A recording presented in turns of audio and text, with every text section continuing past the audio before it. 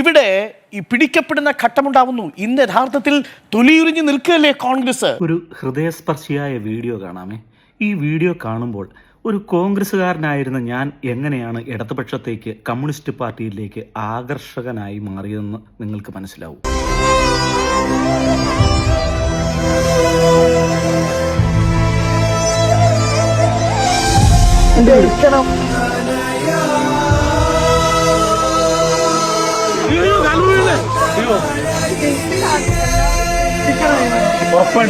ഉറപ്പായിട്ട് ജയിച്ചിരിക്കും.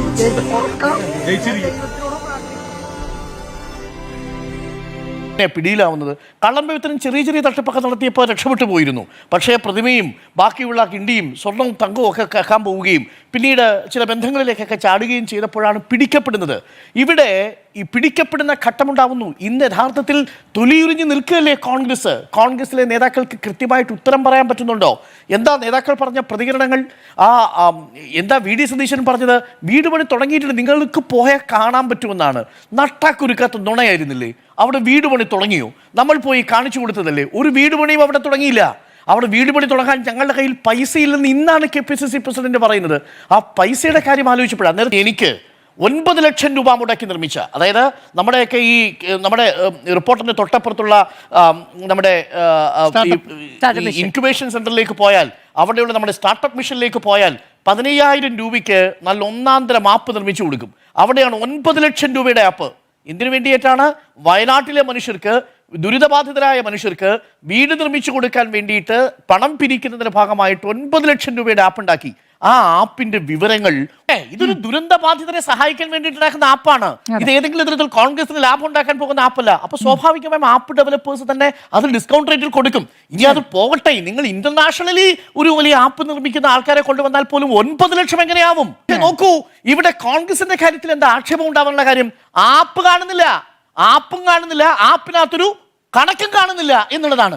അവിടെ എന്താണെന്നറിയാമോ സ്മൃതി, നമ്മുടെ DYFI എന്ന് പറയുന്ന ഒരു പ്രസ്ഥാനം ഉണ്ടല്ലോ, ആ പ്രസ്ഥാനത്തെ അങ്ങനെ എഴുതിത്തള്ളാൻ പറ്റൂല. ചില ആളുകളൊക്കെ എഴുതിത്തള്ളും. ആ പ്രസ്ഥാനം ആക്രി കച്ചവടം നടത്തിയും സാധാരണക്കാരായ മനുഷ്യർക്ക് കൂലിപ്പണി എടുത്തും അധ്വാനിച്ചുണ്ടാക്കിയ പണത്തിൽ നിന്നാണ് 20 കോടി രൂപ, എത്ര 20 crores ഇപ്പോ കോൺഗ്രസ് എന്ന ഇന്ത്യ മുഴുവൻ പടർന്നു കിടക്കുന്ന ദേശീയ പാർട്ടി ഉണ്ടാക്കിയതിന്റെ 4 ഇരട്ടി കേരളത്തിലെ DYFI എന്ന് പറയുന്ന പ്രസ്ഥാനം പിരിച്ചു കൊടുത്തിട്ടുണ്ട്. 20 കോടി രൂപ. അപ്പോഴാണ് ഇന്ത്യൻ നാഷണൽ കോൺഗ്രസ് ഒരു കണക്കുമായിട്ട് വരികയാണ്.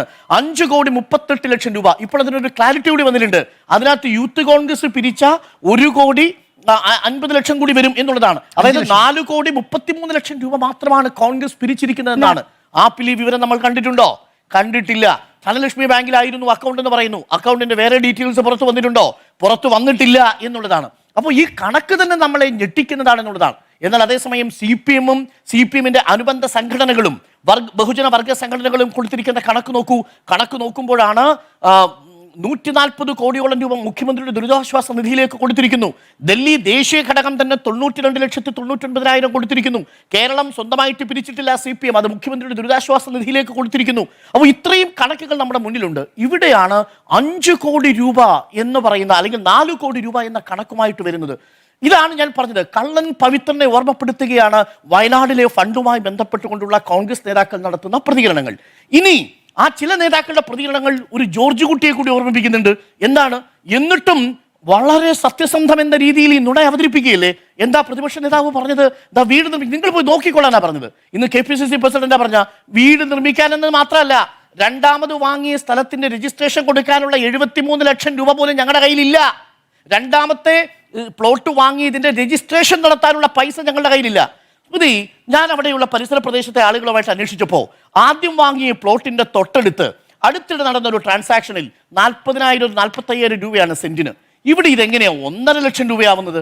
ഒരേ സ്ഥലത്ത് കിടക്കുന്ന, ഒരേപോലെ കിടക്കുന്ന പ്ലോട്ടിന് 3-4 മടങ്ങാണ് കോൺഗ്രസിൽ കാണിച്ചിരിക്കുന്നത്. അവിടെയാണ് KPCC പ്രസിഡന്റ് ആദ്യം 5 കോടി എന്ന് പറയുന്നു, പിന്നീട് 3 കോടി 68 ലക്ഷം രൂപ എന്ന ആധാരത്തിൽ കാണുന്നത് പുറത്തു വരുന്നു. അപ്പോൾ അടിമുടി ദുരൂഹതയാണ്. വയനാട്ടിലെ ഒരു ടൗൺഷിപ്പിന്റെ കാര്യത്തിൽ ഈ ദുരൂഹതയാണെങ്കിൽ 2 ലക്ഷം കോടി രൂപയോളം ട്രാൻസാക്ട് ചെയ്ത് നമ്മുടെ ബഡ്ജറ്റൊക്കെ ഈ നേതാക്കളുടെ കയ്യിൽ എടുത്തു കൊടുത്താൽ എന്തോരം ദുരൂഹതയായിരിക്കും എന്നുള്ളതാണ് എനിക്ക് സംശയം. ഇവിടെയാണ് കോൺഗ്രസ് അവരുടെ വിശ്വാസത കൊണ്ട് കളഞ്ഞു കുളിക്കുന്നത്. വിശ്വാസത കൊണ്ട് കളഞ്ഞു കുളിക്കുക.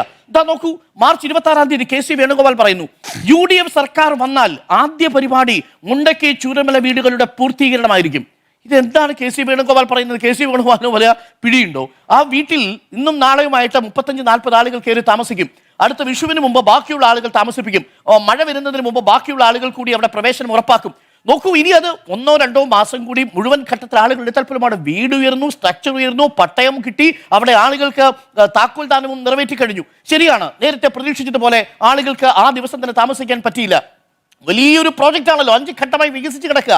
അവിടെയാണ് KC വേണുഗോപാൽ പറയുന്നത്, സ്വന്തമായിട്ട് വാഗ്ദാനം ചെയ്ത പറമ്പിൽ ഒരു കക്കൂസ് പോലും നിർമ്മിക്കാൻ പറ്റാതെ പറയാണ്, ഞങ്ങൾ അധികാരത്തിൽ വന്നാൽ ചൂരമല മുണ്ടക്കൈ ദുരന്ത ബാധിതരുടെ വീടുകളുടെ പൂർത്തീകരണം. ഇനി അവിടെ പൂർത്തീകരിക്കാൻ ഒന്നുമില്ല സാർ. സർക്കാർ വരുമ്പോഴേക്കും ബാക്കി പ്രവൃത്തികളെല്ലാം സർക്കാരിന്റെ ടൗൺഷിപ്പിൽ പൂർത്തിയാവും. കോൺഗ്രസിന്റെ വീട് എവിടെ എന്ന ചോദ്യത്തിന് അവർ പതറി നിൽക്കുന്ന കാഴ്ചയല്ലേ?